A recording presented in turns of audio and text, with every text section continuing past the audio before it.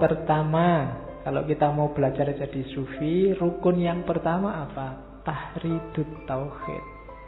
Akhroda yuhridu, itu artinya menyendirikan. Maksudnya apa?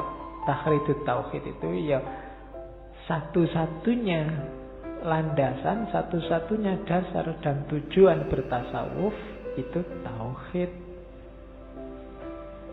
Tauhid itu rumusnya la ilaha illallah dan inna lillahi wa inna ilaihi roji'un. Jadi nomor satu tauhid. Nomor dua, fahmus simai.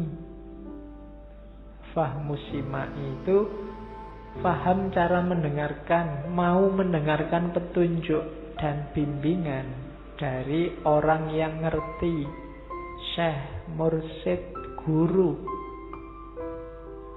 Kamu tidak mungkin jadi sufi, kamu nggak mungkin dapat ilmu. Tadi kan awalnya ilmu. Untuk ilmu apa? Fahmus simai.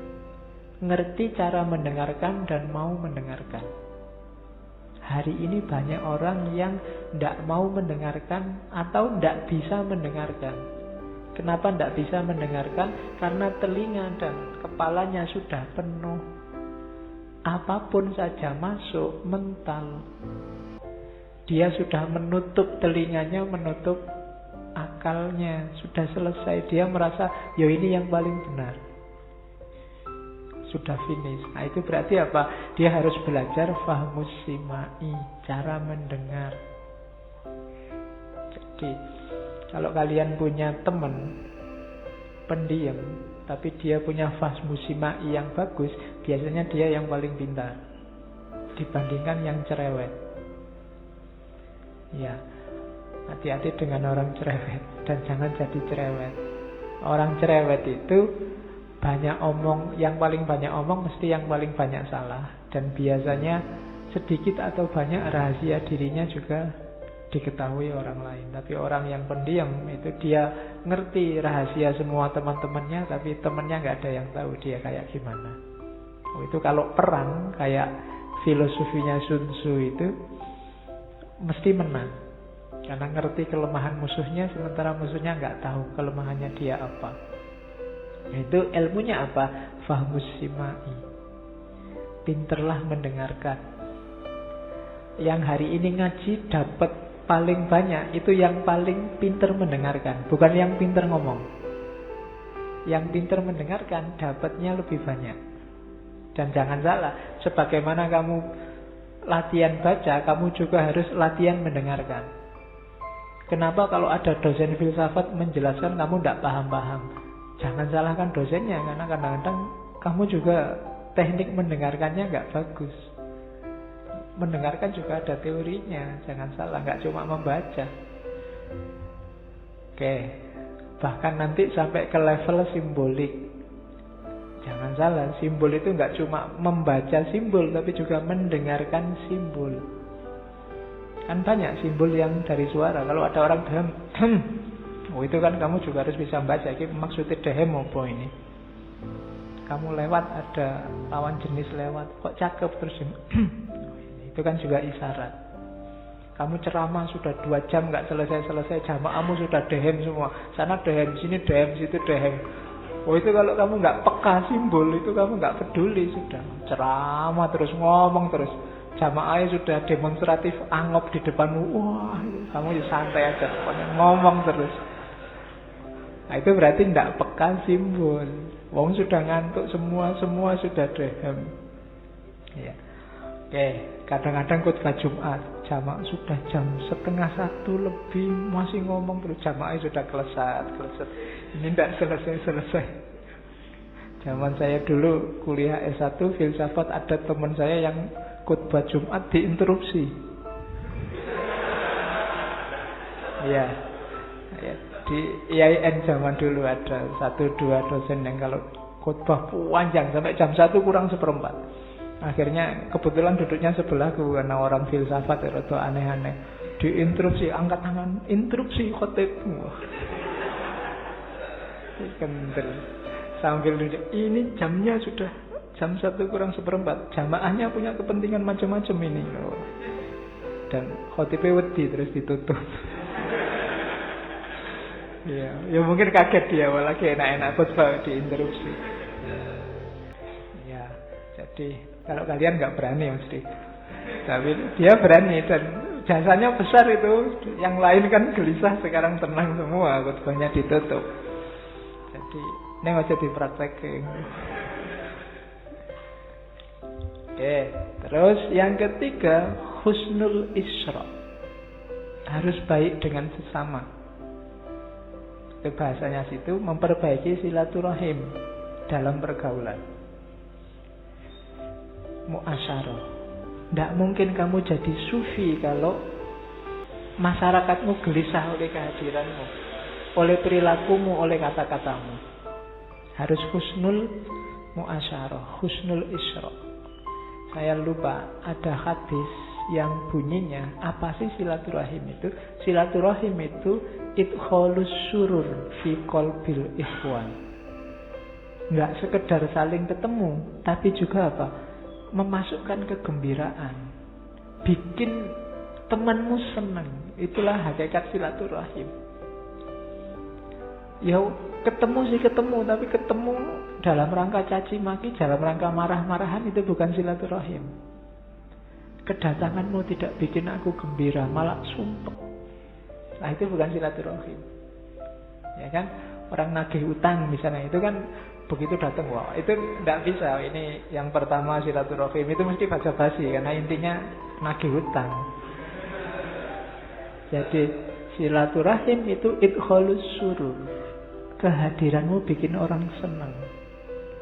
Nah, kalau bisa kayak gini, kamu punya bakat jadi sufi. Jangan ketika kamu datang orang malah sumpek, datang ini dia kacau, ini mesti mending tidak usah datang aja tadi ya. Berarti kedatanganmu tidak silaturahim, tidak menyambung kasih sayang.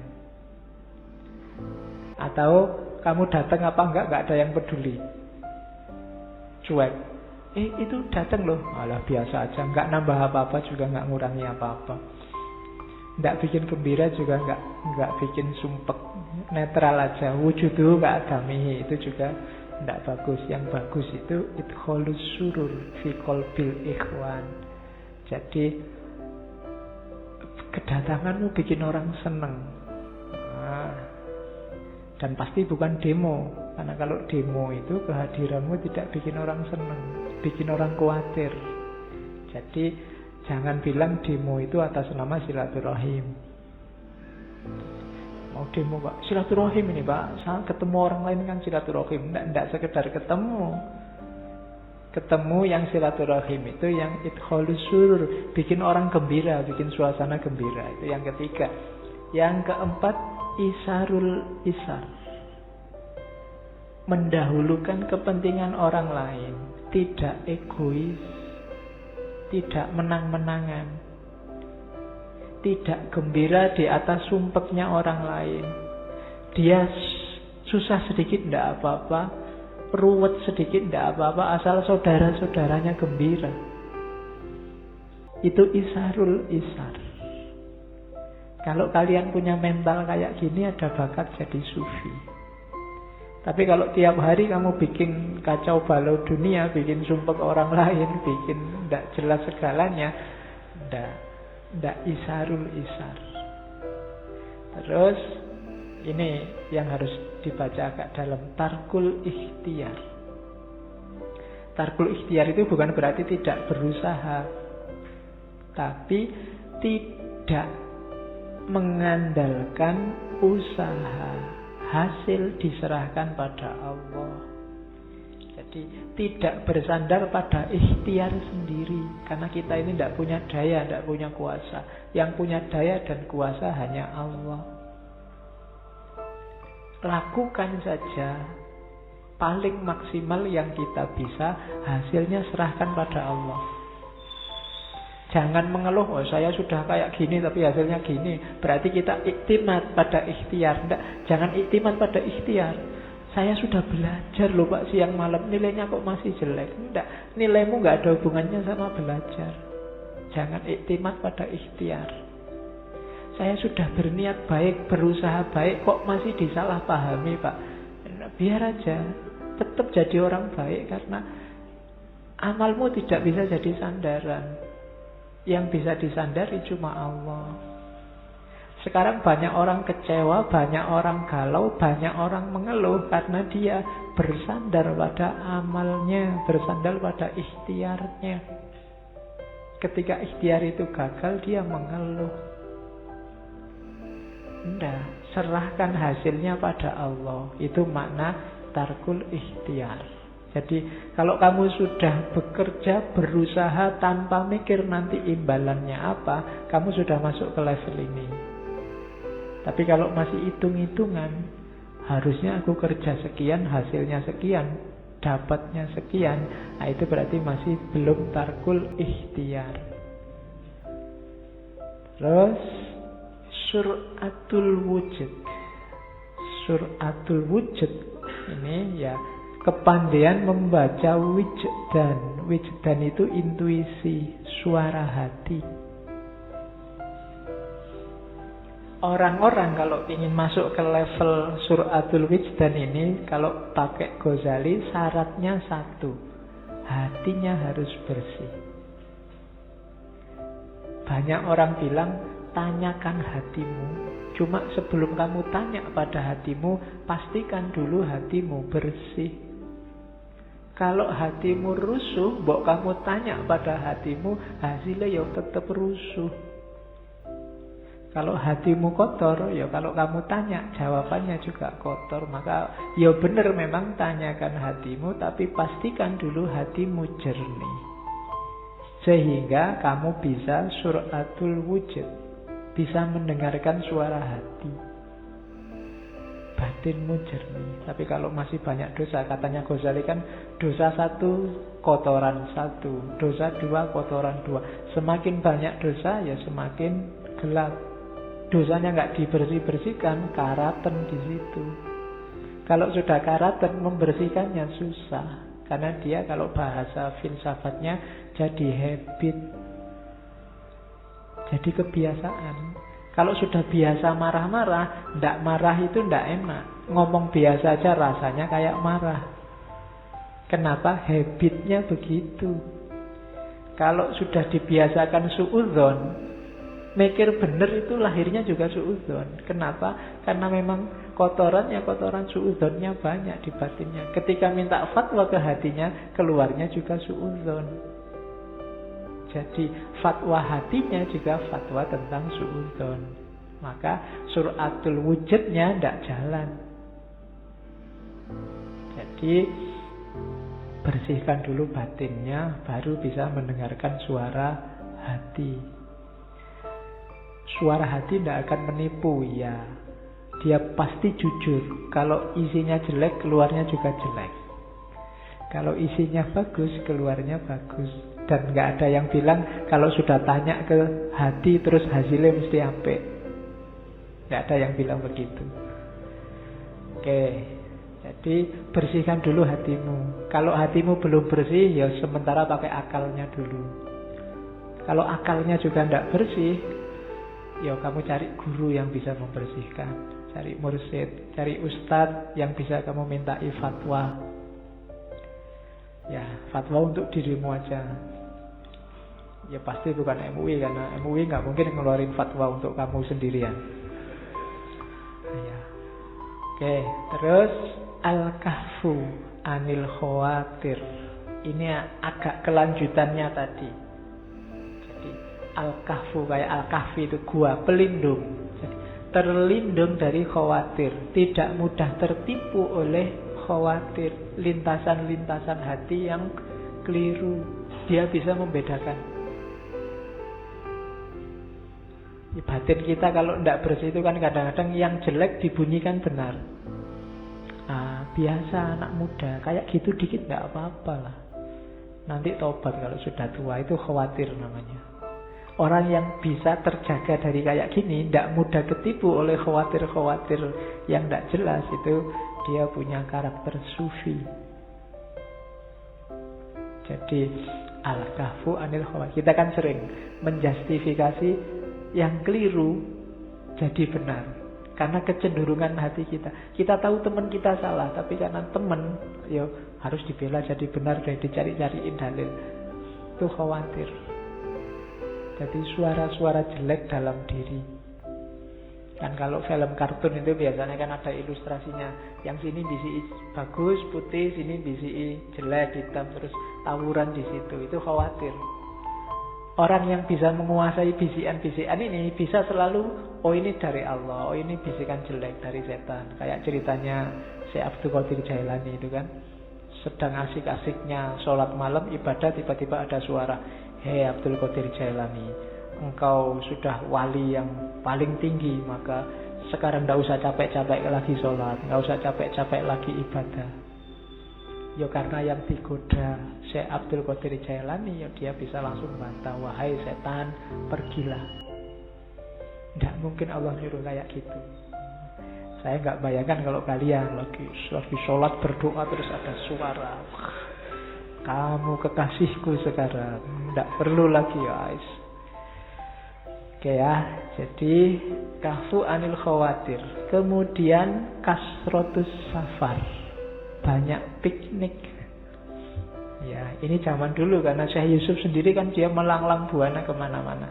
Mungkin kalau hari ini piknik itu bisa kalau nggak punya modal ya. Ya, bisa kamu atasi dengan banyak baca, banyak nyari ilmu, banyak lihat-lihat, mungkin Google, lihat-lihat dunia sana-sana pakai Google kan sekarang bisa. Fakta biru ya ulil absornya pakai Google, tidak masalah lah. Oh ya tidak, sekarang mahal deh kamu. Kalau kamu melakukan perjalanan kayak Syekh Yusuf itu modalnya besar. Dari Makassar ke Banten, dari Banten ke Aceh, dari Aceh ke Yaman, dari Yaman ke Mekah, dari Mekah ke Syria. Wah, itu saya tidak tahu maskapainya apa saja yang ditempuh zaman itu, mahal. Tapi yang jelas jangan seperti katak dalam tempurung, harus kasrotus safar.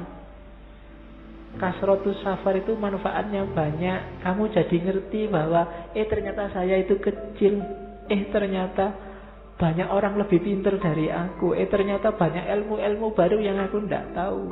Kasrotus safar bikin kita terbuka wawasannya. Orang yang kurang piknik itu pendapatnya jadi terbatas dan sempit. Makanya sekarang kan banyak sindiran, kamu kurang piknik bro. Ya, kamu tidak gaul, tidak update. Jadi kasrotus safar, baca ibro di mana-mana. Terus dua yang terakhir, tarkul iktisab dan tahrimul ittihar. Ini sama kayak tadi tarkul ikhtiar.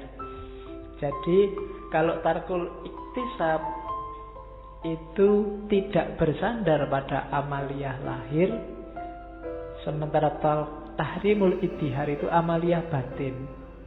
Batin pun sandarkan pada Allah. Amal batin itu misalnya saya sudah sabar, lupa, itu kan amaliyah batin. Saya sudah ngalah, lupa, itu amaliyah batin. Hasilnya juga pasrahkan pada Allah. Jangan diwajibkan saya sabar harusnya akhirnya menang. Enggak. Menang dan tidak urusannya Allah. Tugas kita cuma sabar. Saya sudah sholat malam, hasilnya harusnya kemuliaan. Sholat malam di tangan kita, tapi kemuliaan di tangan Allah. Itu tahrimul ittihar. Kalau tarkul iktisab kayak tarkul ikhtiar tadi. Jangan bersandar pada amal. Yang tarkul iktisab amaliyah lahir, yang tahrimul ittihar amaliyah batinnya. Itu 10 rukun tasawuf.